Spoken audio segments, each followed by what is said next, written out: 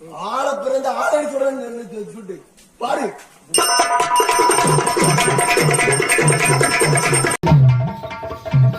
சிவனார் வேலையிடம் சிவசக்தியால் நானும் கண்டிப்பாக வருவேன். 1 பகலிலே சூரியன் இருக்க வேண்டும், இல்லடா இரவிலே நீ சந்திரனாக இருக்க வேண்டும். நாம இருவேரும் போனா என்ன ஆகும்? இருள் மயமாக. இந்த 14 வேகம் எல்லாம் ஒரே இருள் மாயமாக தோன்றுகிறது. சரிதான். ஆடும் பொருள் ஆடாது. ஆமா. அசையும் பொருள் அசையாது, ஓடும் பொருள் ஓடாது. எல்லோரும் திக்கு திசை தெரியாமல் போய் விடுவார்கள். சரிதான். அதனாலே பெண்ணை பார்வதி, இந்த பூலோக மக்களுக்கு நான் போய் தன்னன் தனிமையாக படியிழந்து வருகிறேன் என்ற ஆண்டவன் சிவனார் பார்வதியிடத்தில் உரைத்து விட்டு பூலோக மக்களுக்கு படியிழக்க சென்றான். பயணமானார் அல்லவா? அப்படி படியிழக்கு சென்ற நேரத்தில் கள்ளன் தங்கை பார்வதாதேவி மாணிக்கவல்லி கைலாசத்தில் வடக்கு கோட்டை வாசலிலே பார்வதியால் அமர்ந்திருக்கிறார். ஆண்டவனை பரிசோதனை பார்க்க வேண்டும் என்று யாரை அழைக்கிறார் தெரியுமா? அந்த விஸ்வம் அல்ல லோகத்திலே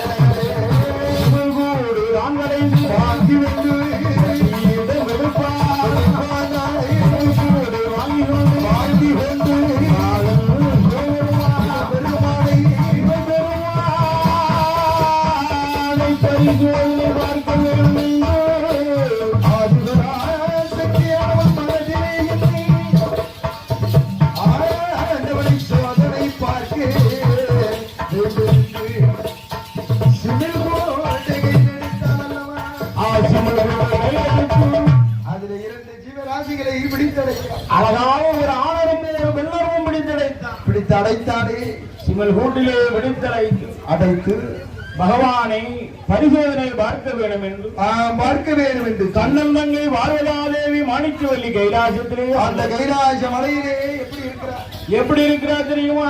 என்னையா அவன் நீட்டி நக்கால் மடக்கிடாமல்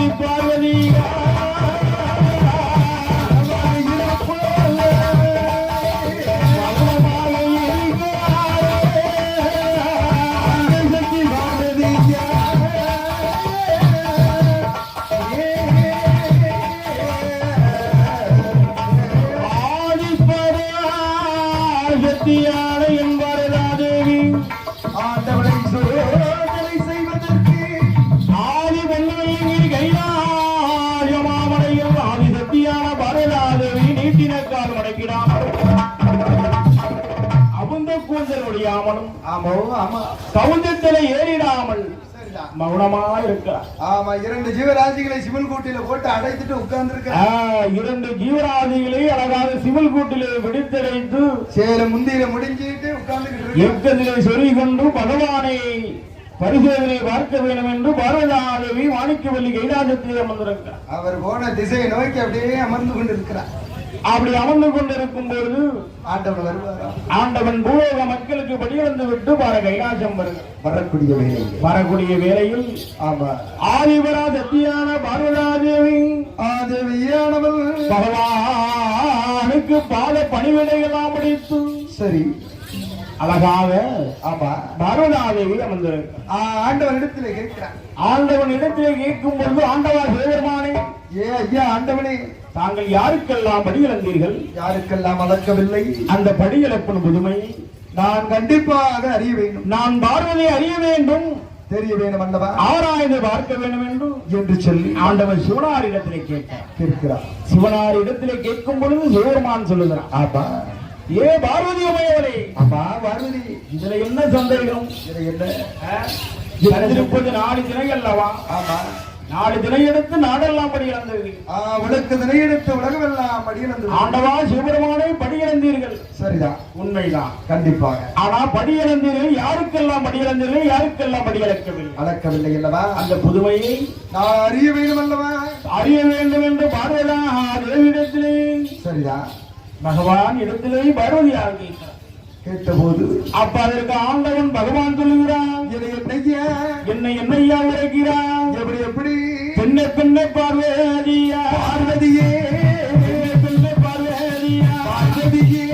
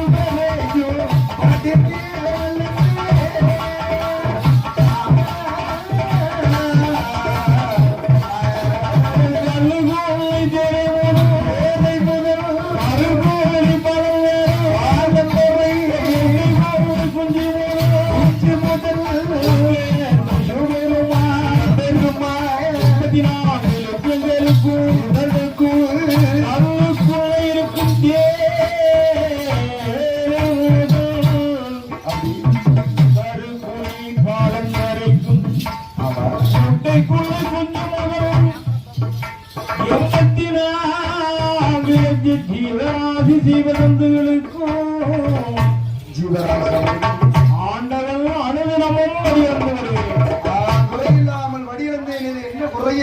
என்ன குறையமான கண்டீர் என்று கேட்டபோதுதான் ஆதிபரா சக்தியான பார்வதியார் உரைக்கிறார், ஏ ஆண்டவா பகவானே, ஏ பகவானே, என்னிடத்திலே 2 ஜீவராசிகள் அரும்பட்டினியாய் வந்தது.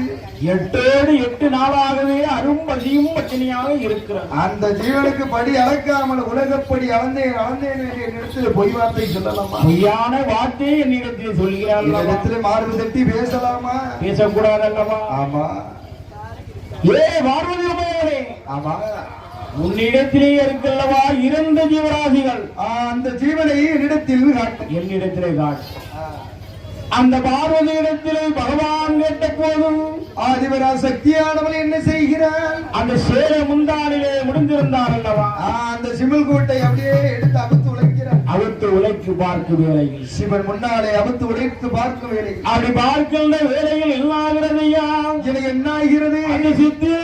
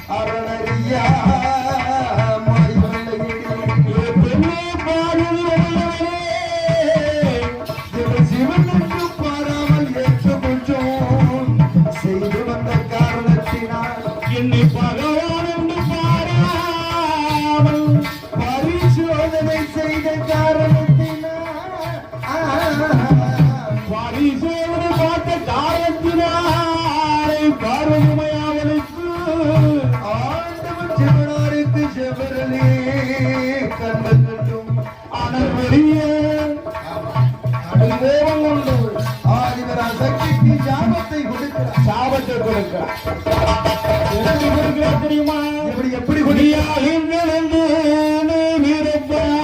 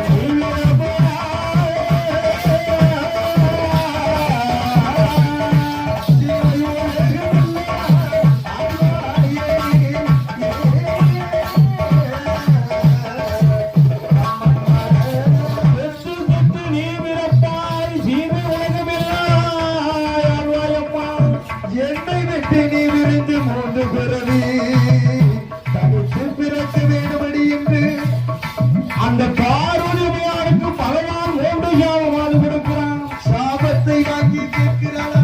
அந்த 3 யாமம் எங்கெல்லாம் தெரியுமா? எங்கெல்லாம் முதலாவது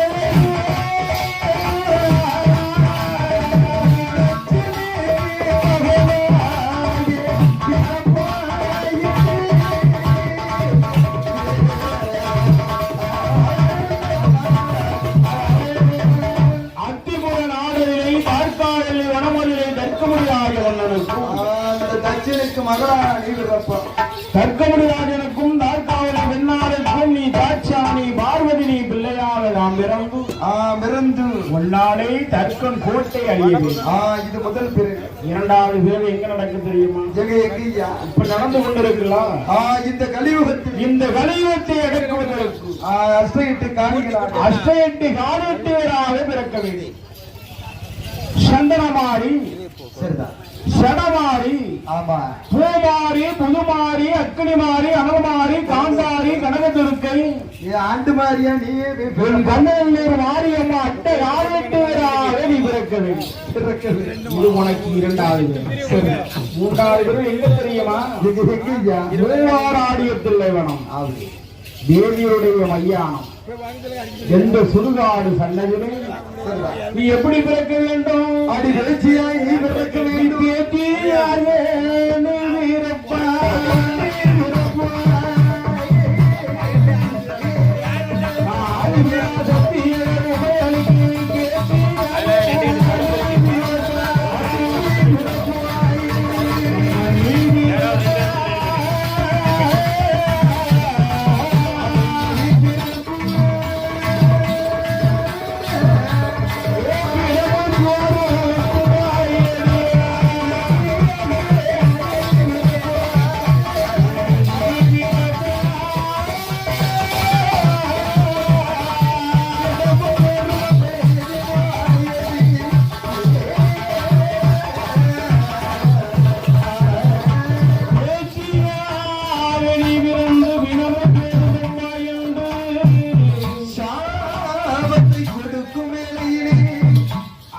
பராசக்தியானவனுக்கு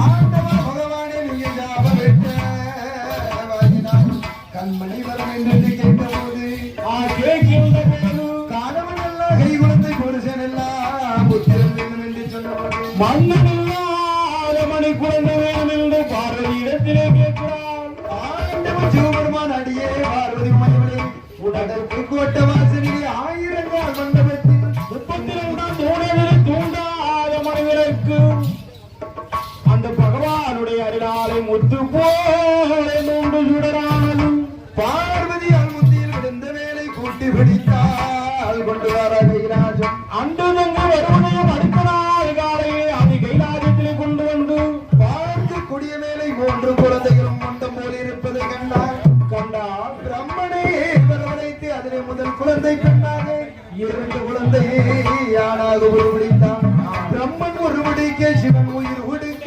உயிர் கொடுத்து குழந்தைக்கு ஆண்டவன் சிவபெருமான் எப்படி வேணாலும் கொடுக்கிறார் சுடரிலே பிறந்ததனாலே சிவசுடலை மாடென்றும் முண்டம் போல் உருண்டதனால் முண்டென்றும் பிரம்மன் உருவடித்து பெண்ணாக பிறந்ததினால் தாயான பேச்சு பிரம்ம சக்தி என்ற ஒரு திருநாமம் கொடுத்து 3 குழந்தைகளையும் பாதிக்க தொட்டிலே